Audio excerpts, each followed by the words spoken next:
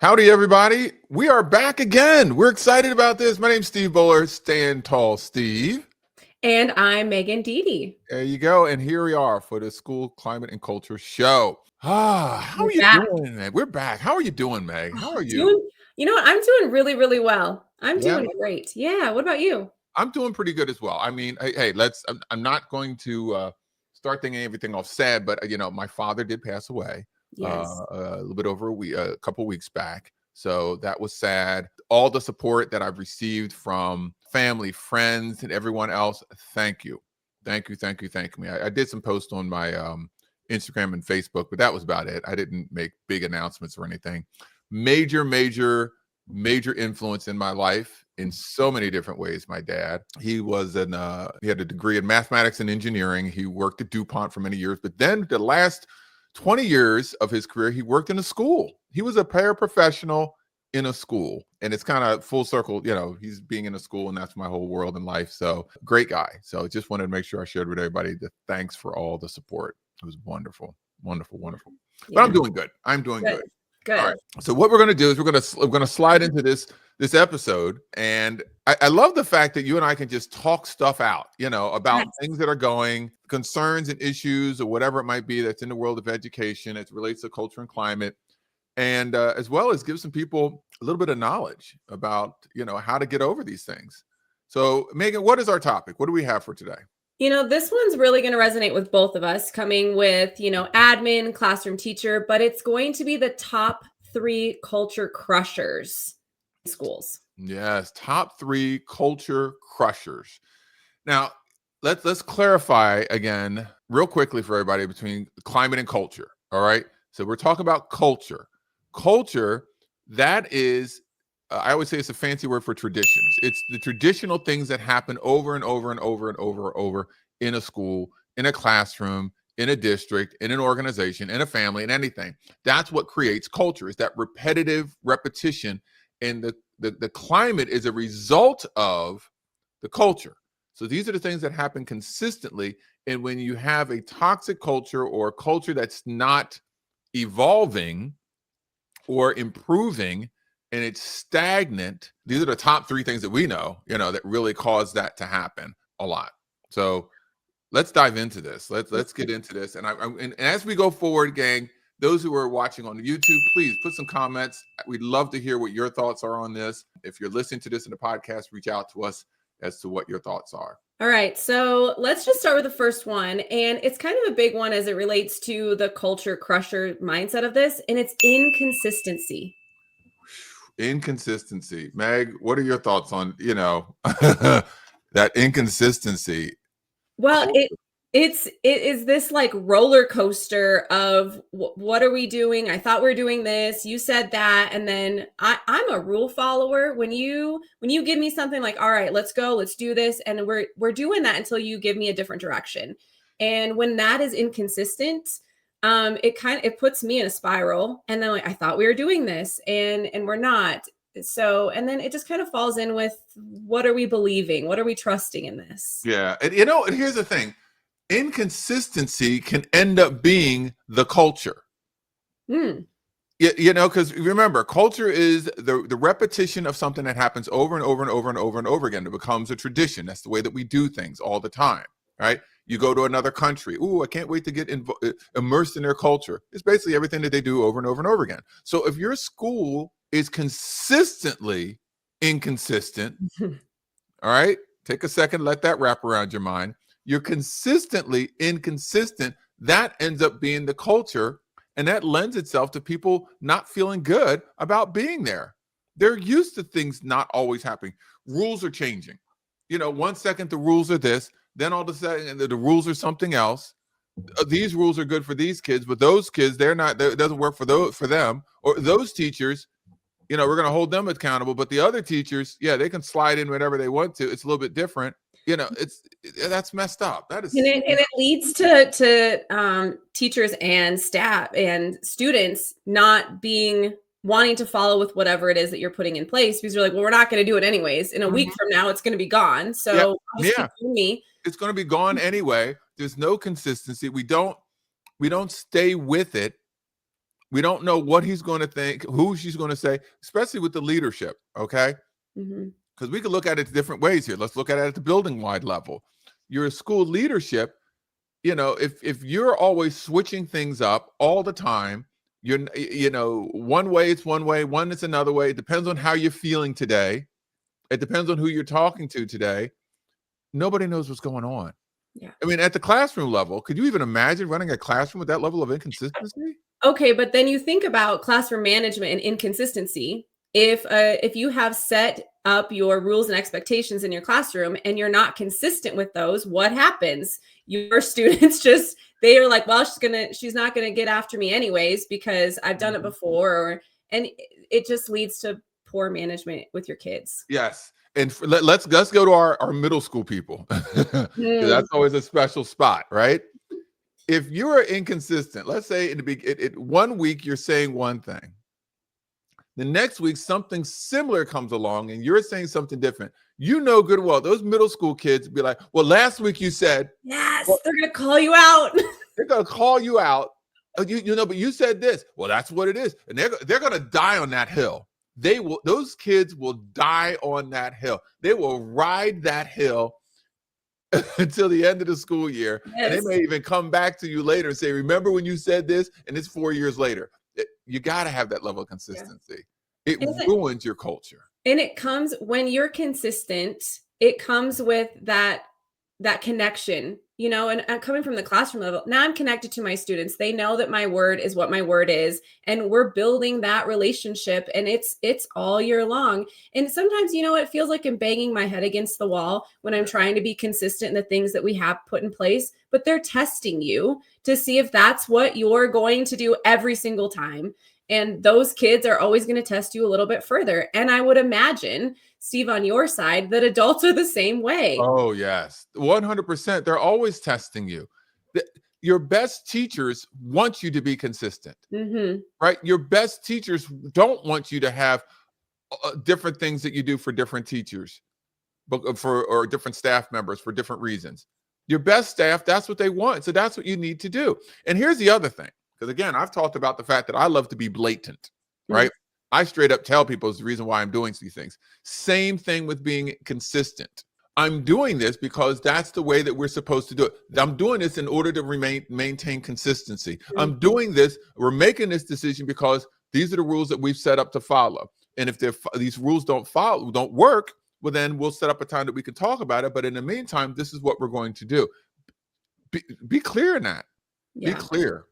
Inconsistency. That's if we put these in ranking order, that could be number one, right? Right. I agree. And in order to do that, you know, thinking strategy, well, how do I make sure that I'm being more consistent? Coming from the classroom level, it's one step at a time, right? So I'm thinking, all right, I'm going to be really consistent on these 3 things that I always tell my kids. Yeah. And then I'm going to add another one. And then I'm going to, and you know, always doing that. And if you're feeling like you're not repetitive in doing the consistent thing you're thinking, you're probably being inconsistent. Inconsistent. Yes, exactly. And I've told many teachers before, you should be repeating yourself constantly. Don't sit back and say, how many times do I have to say it? No. A lot. A lot. They're children. Yes. Even if they're 17, 18 years, they are children. Okay, but my high schooler right now, I have a 16-year-old at home, and then I have a 7-year-old. He needs more reminders right now than the young ones. Their brains don't work right. So a lot. They need it a lot. Keep it going. That's it. All right. So our first one is inconsistency. That is one of the culture crushers that we have that could really mess up your culture in your school. All right, Meg, what is our next culture crusher? Oh, all right. Number 2, we're talking about lack of recognition. Lack of recognition. And here's the thing. People take recognition too lightly. Too lightly. All right. The mindset that comes in so often of you do this because you're supposed to, right? Students are supposed to come to school and to learn and to do right. Teachers, your contract requires you to come in and do and teach the lesson. Why am I going to recognize you for what you're supposed to do? And the lack of that recognition is the one thing that could ruin your culture all the time. Because the number one thing, and you can look this up, you can use ChatGPT, AI, Google, whatever, look up the number one reason why people leave or give up, leave a job, don't want to do anything. It is not money. It's not even relationships. It is recognition, right? They don't feel like they're recognized for the things that they are supposed to do. You say something that hits so well every time about recognition, and it's open your mouth and say something nice. Yeah. It's as easy as that. When you say that, I'm like, yes. You talk all the time about recognition isn't giving them something, right? That it's literally just recognizing the little things. And coming from a classroom teacher, I think one of the biggest things is that peer-to-peer recognition. You know, constantly, we're not against each other in the classrooms. It's not, oh, look at what she's doing. You know, she wants to be seen. He wants to do. No, I genuinely want to recognize that you're doing an amazing job with kids, or that your kids are doing this, or whatever it is. So just saying something to them doesn't have to be. Yeah, and here we go. All right, we're talking about culture, which is the repetition of things that are done. Now, if we want to dive deeper into to culture, we could talk about operational culture and behavioral culture and all those in the micro cultures. But let's just talk in general. If you are consistently creating an environment where recognizing each other is a regular thing, just imagine how good that feels. How good you feel is climate. All right, because climate is about your feelings. So you have to do the consistent actions of the recognition in order to create the better feeling that you want in your staff. And you can sit back and you can say all the time, I don't care how they feel, get your work done. No, no. People do better, they work better, they produce better outcomes, staff and students, when they feel better. And you feel better by giving recognition. My first 2 years teaching, I was teaching in South Dakota, and my principal would leave these little sticky notes on my desk almost weekly the first 2 years that I was teaching. And I couldn't wait to get back and just hear what she saw that was positive, or, you know, the things that she was thinking. I strived for making sure that I was doing the good things and that she was seeing them. Yes. And so I think, like, what an easy thing to do. It doesn't take very much time to do that. It's not a big cost. So just write a quick note, leave it on a desk.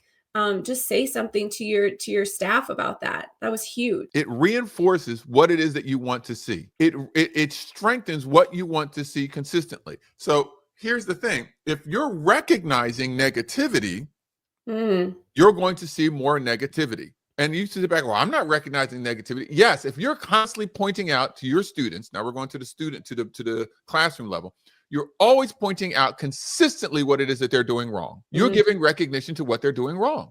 And you're going to find what they're doing wrong more often.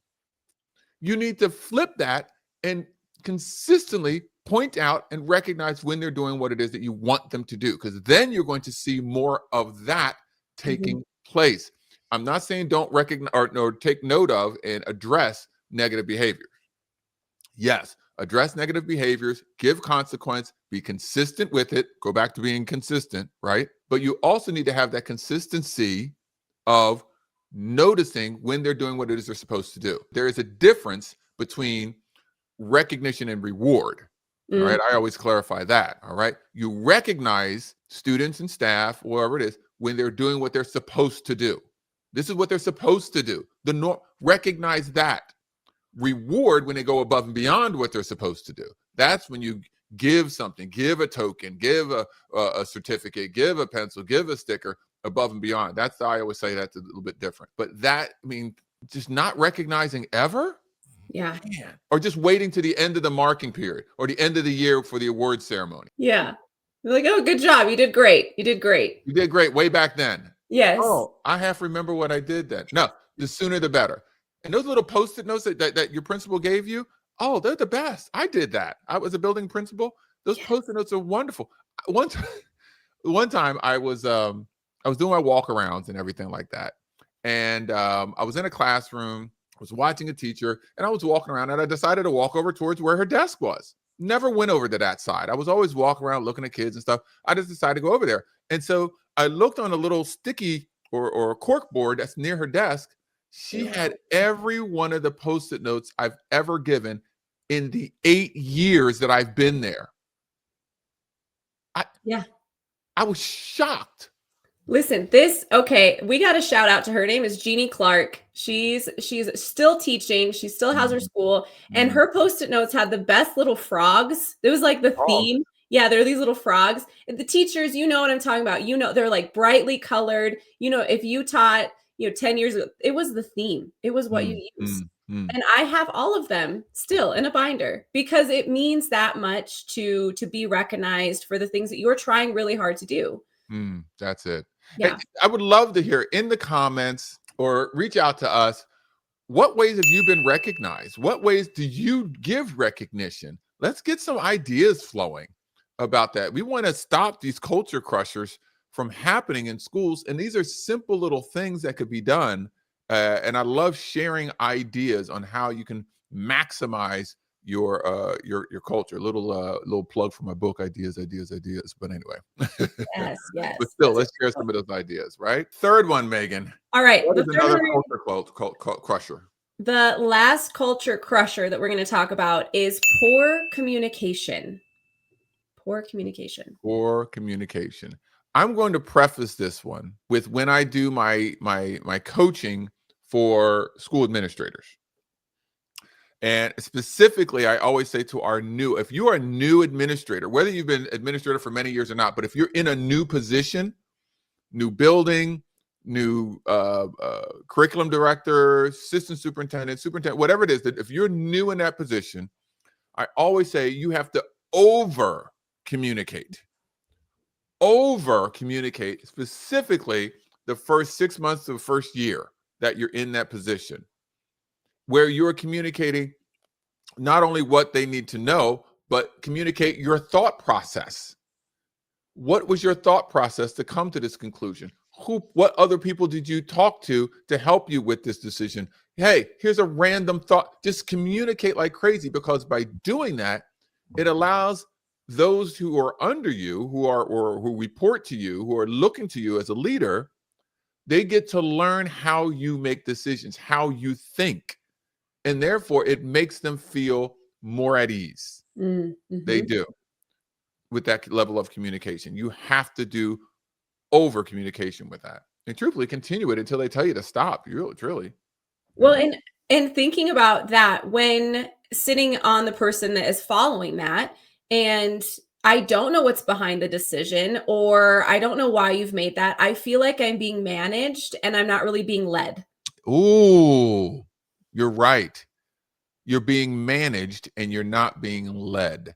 And here's the thing with leadership, the ultimate goal to good leadership, I just won't say to lead, because there's people in leadership positions and maybe this isn't your goal, but the ultimate goal to good leadership is that those people that you're in charge of or that you are leading, you want to empower them so that they can lead themselves under the vision, mission, values that you have set for the organization. In order to do that, you can't assume they're going to know how to do that. You have to constantly communicate how you're leading, why you're leading, and what you are leading, so that they can be empowered to make that happen. It has to happen. The more that you communicate that, because that's again, let's get back to the first one, which is consistency. If you're constantly communicating and you're having that positive communication, or not even positive, but clear communication consistently, you are constantly teaching them how you want things to be, how the organization needs to be run. And then they will start using that same verbiage and dialect when they're leading themselves or their classrooms or all the other pieces as well. I really agree with that. I didn't really think about coming from the administrative side and that, but it really bleeds into when you're thinking about your teams, your teacher teams. If we have good communication coming from above us, then that in turn comes down, and now we're having good communication when it comes to our teacher teams, and we're not talking to each other behind our backs or whatever that is, and then it doesn't get done. So it's just such a good model, and we're feeling more of like a team. Yes, yes, it really is. And here's the thing: like and you've been with me when I've done my Stand Tall leadership, when I've done my climate culture trainings and things such as that. And I always say how we wrap everything around your vision, mission, and values. Okay, those vision, mission, value pieces are huge. You really want to make sure that they are like the anchor in your school, and you need to repeat those often. Yeah. There's that communication piece as well.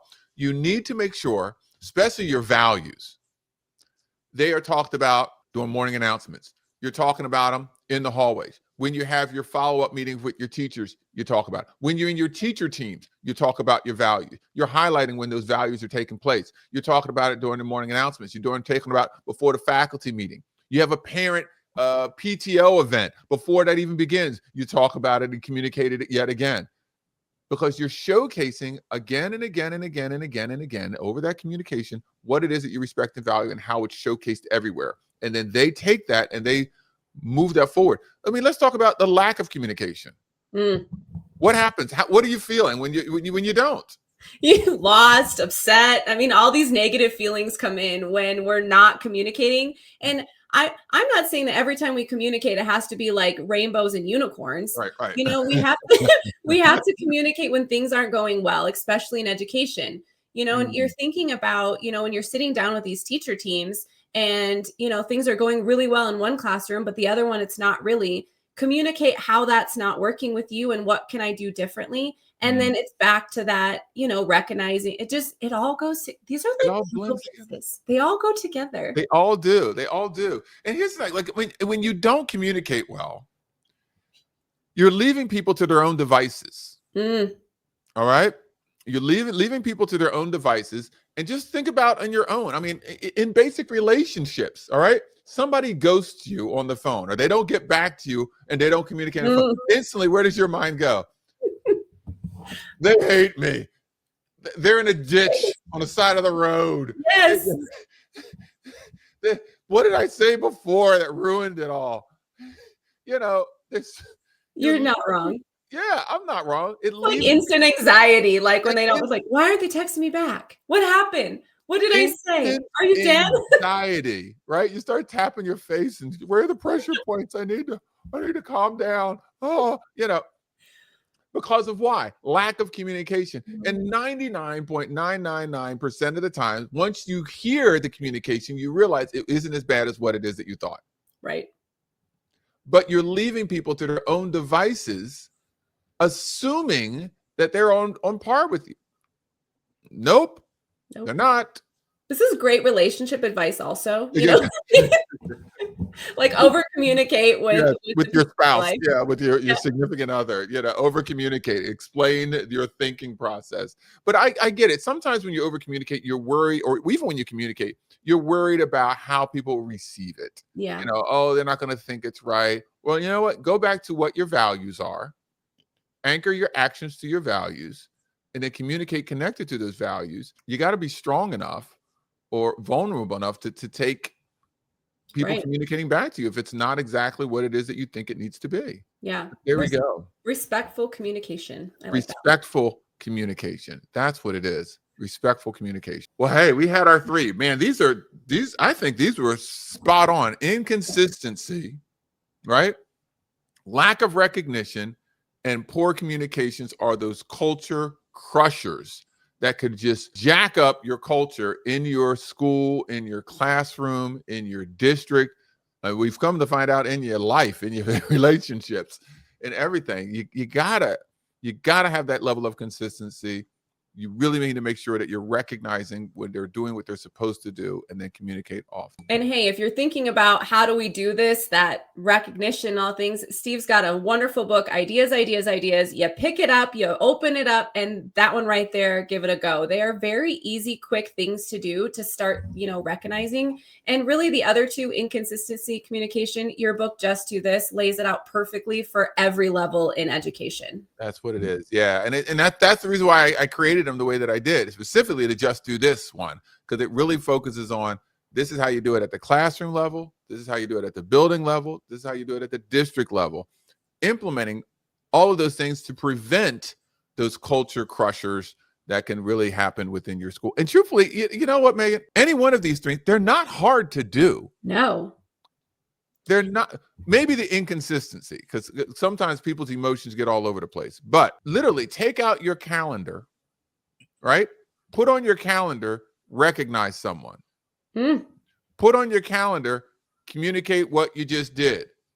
Put on your calendar, reinforce the rules. Like on your, just put it on your calendar. If you use someone who uses a calendar as a reminder to do it consistently. Because remember, when you're doing it over and over and over again, that creates culture. Why not put it on a calendar?